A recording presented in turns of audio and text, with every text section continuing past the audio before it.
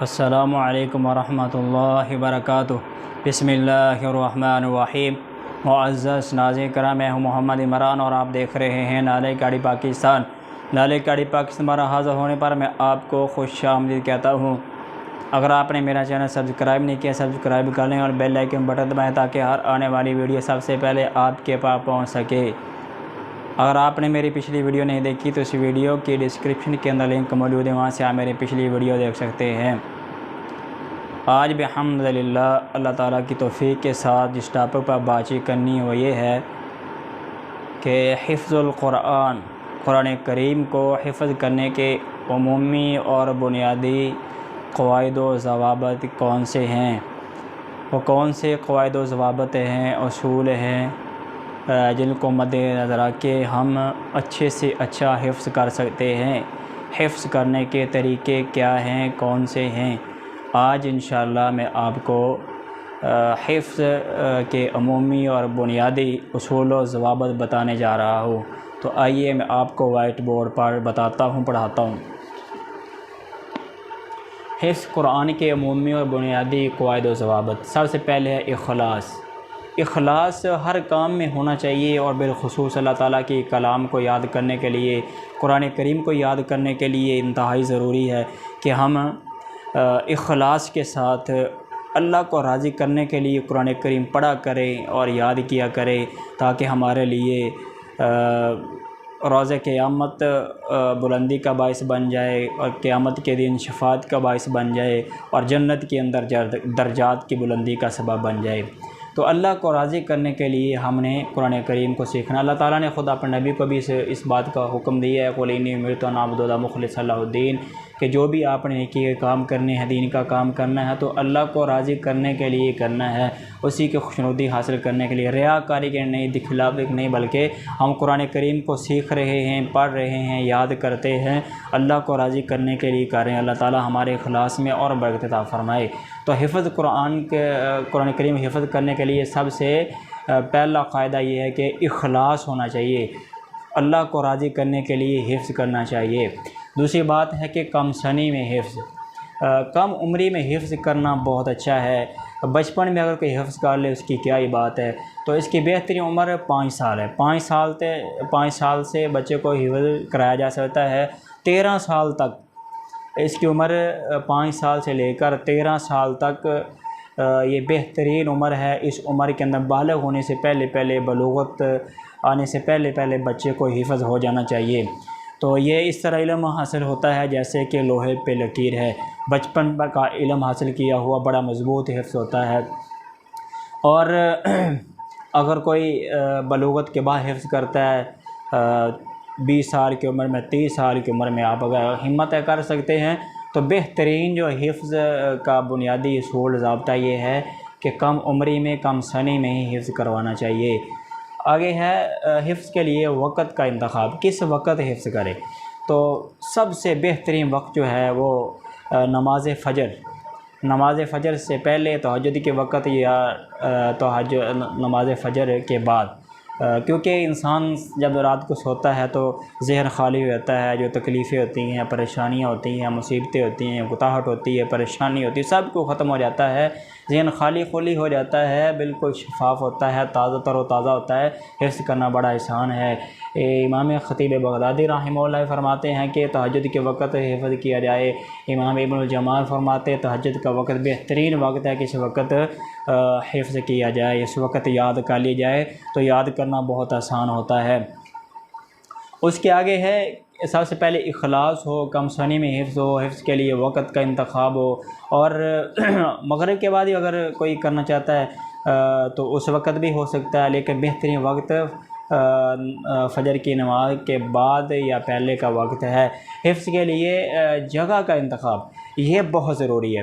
یہ نہیں کہ انسان نہر کے کنارے بیٹھ جائے، جنگل میں بیٹھ جائے، راستے کے اندر بیٹھ جائے، جہاں پر لوگوں کا ہجوم ہو، بھیڑ، وہاں بیٹھ جائے، کسی اکیڈمی کالج میں بیٹھ جائے، جہاں کہیں بیٹھ جائے، یہاں پر بڑا رش ہوتا ہے۔ تو یہ ایسی جگہوں سے احتذار کرنا چاہیے، بچنا چاہیے، نہیں پڑھنا چاہیے، بلکہ پرامن جگہ کا انتخاب کرنا چاہیے، اور سب سے پرامن جگہ ہے مسجد۔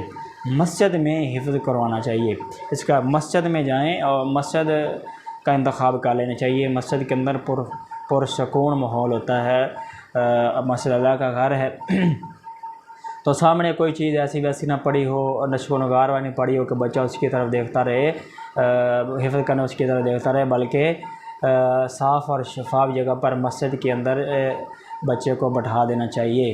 تو حفظ کے لیے جگہ کے انتخاب کرنا بہت ضروری، اس کے لیے بہترین جگہ ہے مسجد۔ اور اس کے بعد ہے خوبصورت آواز میں قرآن کریم کی قرأت، یعنی کہ تجوید کے تمام رولز کو اپلائی کرتے ہوئے، خیال کرتے ہوئے نغمے کی آواز میں گنگنا کر پڑھنا چاہیے۔ آپ نے فرمایا کہ وہ بندہ مجھ سے نہیں ہے جو خوبصورت آواز میں قرآن کریم کی تلاوت نہیں کرتا۔ زینوا باصواتکم، زین القرآن باصواتکم، قرآن کریم کو خوبصورت آواز میں پڑھا کرو، اللہ نے حکم دیا ہے، نبی نے فرمایا ہے۔ تو اس لیے خوبصورت آواز میں قرآن کریم کی قرأت کرنا، تو تجوید کے رویے نہ ہو کہ بندہ خوبصورت آواز سے نکالتا لے لیکن رولز کا خیال نہ کرے، تجوید کا خیال نہ کرے۔ تجوید کا خیال کر کے، تجوید کے تمام حروف، قواعد، مخارج، صفات کا خیال کر کے پھر عنونا کر پڑھے۔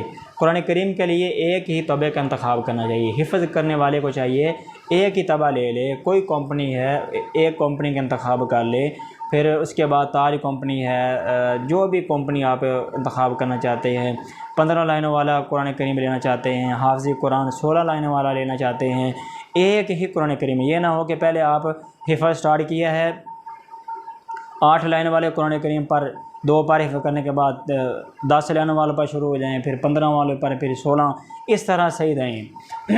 ایک ہی طبع کا انتخاب کرے، 16 لائنوں والا قرآن کریم لے لیں، ایک ہی کمپنی کا ہو، پھر اس پر پڑھنا شروع کر دیں، حفظ کرنا شروع کر دیں، اللہ آسانیاں پیدا کر دے گا۔ اس کے بعد قرآن کریم حفظ کرنے سے پہلے تلفظ کی درستی کا اہتمام، یہ بہت ضروری ہے۔ جب قرآن کے حفظ کرنا اس سے پہلے قرآن کریم کے تلفظ کا پتہ ہونا چاہیے، یعنی کہ تجوید کا پتہ ہونا چاہیے کہ حروف کو کس طرح پڑھنا ہے، قواعد کیا ہیں اور علامات کیا ہے، مخارج کیا ہیں، صفات کیا ہیں، سب کو تجوید کا پتہ ہونا چاہیے۔ اس کے بعد مضبوط حفظ کے لیے ربط آیات کا عمل، یعنی کہ ایک آیت آپ نے حفظ کر لی ہے، اس کے بعد دوسری آیت ربط کرے، یعنی کہ ملا کر پڑھے۔ آپ کو پتہ ہونا چاہیے کہ اگلی آیت کیا ہے، اور ایک آیت پڑھ کے سوچنا شروع کر دے گا اگلی آیت کیا ہے، تو ربط کا ہونا بہت ضروری ہے۔ ایک آیت پڑھے پھر دوسری، پھر تیسری، چوتھی، اس طرح ملاتے چلے جائیں، اس میں تسلسل ہو، ربط ہو۔ اور پھر اس طرح ایک طریقہ یہ ہے حفظ کرنے کا کہ دہرائی کا عمل نیا حفظ کو ضائع ہونے سے بچانے میں معاون، تو دہرائی ضروری ہے۔ جو حفظ کر لیا اس کو دہرانا ضروری ہے، پڑھنا ضروری ہے۔ کسی استاد سے حفظ کر رہے ہیں اس کو بار سب کی سنائیں، منزل سنائیں۔ گھر کے اندر جب سونا ہے اس وقت اپنے ذہن میں اس کو لے کر آئیں، پڑھیں۔ تو دہرائی کا عمل نئے حفظ کو ضائع ہونے سے بچانے میں معاون ہے، یعنی کہ دہرائی بہت ضروری ہے۔ حفظ کا لیا اس کو بار بار دہرانا ہے، سنانا ہے، ریپیٹیشن کرنی ہے۔ جتنا زیادہ آپ پڑھیں گے اتنا زیادہ آپ کو یاد رہے گا۔ سست روی سے کیا گیا حفظ اجلس سے بہتر ہے، یعنی کہ ایک بندہ بڑی تیزی سے پڑھتا ہے، سیکول اس طرح پتہ نہیں چلنے دیتا، بڑی سپیڈ کے ساتھ پڑھتا ہے، اس طرح حفظ کیا ہوا یہ بڑی جلدی سے بھول جاتا ہے۔ ایک بندہ وہ ہے، ایک انسان وہ ہے جو سست روی کے ساتھ، آرام کے ساتھ، سکون کے ساتھ پڑھتا ہے۔ سيقول السفهاء من الناس ما ولاهم عن قبلتهم التي كانوا عليها، پورے قواعد کا، مخارج کا خیال کر کے اور گنگنی آواز میں پڑھ کے پڑھتا ہے تو اس کا حفظ بڑا مضبوط حفظ ہوتا ہے۔ تو حفظ کرنے والے کو چاہیے کہ جب حفظ کرنا ہے تیز نہ پڑھے۔ متشابہات پر غور، متشابہ قرآن کریم کے اندر متشابہات آپ کو پتہ ہے بڑے مشابہ ہیں، ملتی جلتی کچھ آیات ہیں، تو اس کو غور سے دیکھنا۔ سورۃ اعراف میں ہے نا فَأَصْبَحُوا فِي دَارِهِمْ جَاثِمِينَ، اور جب کہ سورۃ ہود میں ہے فَأَصْبَحُوا فِي دِيَارِهِمْ، فَأَصْبَحُوا فِي دَارِهِمْ فَأَصْبَحُوا فِي دِيَارِهِمْ، یہاں پر دیاری آ گیا، یہاں پر دارہم، اس طرح اس کا خیال کرنا ہے۔ اور آخری بات، استاد کے ساتھ گہرے تعلق کی ضرورت ہے۔ تو حفظ کرنے والے کو چاہیے کہ استاد کے ساتھ اپنے تعلق کو، اپنے ریلیشن کو بہت اچھا رکھے، اور والدین کو بھی چاہیے کہ جیسے استاد کے پاس چھوڑا ہے بچوں کو حفظ کرنے کے لیے، اس سے رابطے میں رہے اور پوچھتے رہیں، رپورٹ لیتے رہیں کہ ہمارا بچہ کیسے پڑھ رہا ہے۔ اور یہ تجربے کی بات ہے، میں خود حفظ کا ٹیچر ہوں، مجھے پتہ ہے کہ جو والدین جو پیرنٹس اپنے بچے کے بارے میں استاد سے رابطے میں رہتے ہیں، پوچھتے رہتے ہیں، تو استاد کی پھر توجہ بھی اس طالب علم پر رہتی ہے کہ اس نے کیا پڑھ لیا ہے، کیا کر لیا ہے، تو بار بار پوچھتا رہتا ہے اور اس کی کمی کوتاہی کو سیٹ کرتا رہتا ہے۔ ویسے استاد تو ساری کی کمی کوتاہی دور کرتا ہی رہتا ہے، لیکن جب پیچھے پوچھنے والے ہوں، پیرنٹس کا رابطہ ہو، استاد کے ساتھ شاگرد کا، طالب علم کا گہرا تعلق ہو، تو استاد پھر بڑے اچھے اور آسان انداز کے ساتھ ایسے اسٹوڈنٹ کو پڑھاتا ہے۔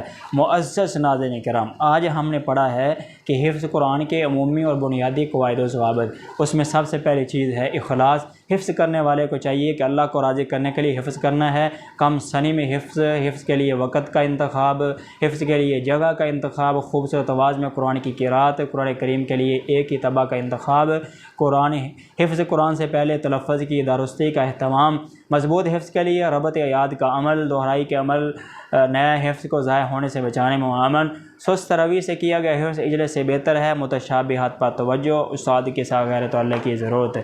یہ 12 طریقے حفظ کرنے کے میں نے آپ کو بتائے ہیں، امید ہے کہ آپ کو اس کی سمجھ آ گئی ہوگی۔ اسی کے ساتھ ہی مجھے اجازت دیجیے، دیکھتے رہیے نالج اکیڈمی پاکستان۔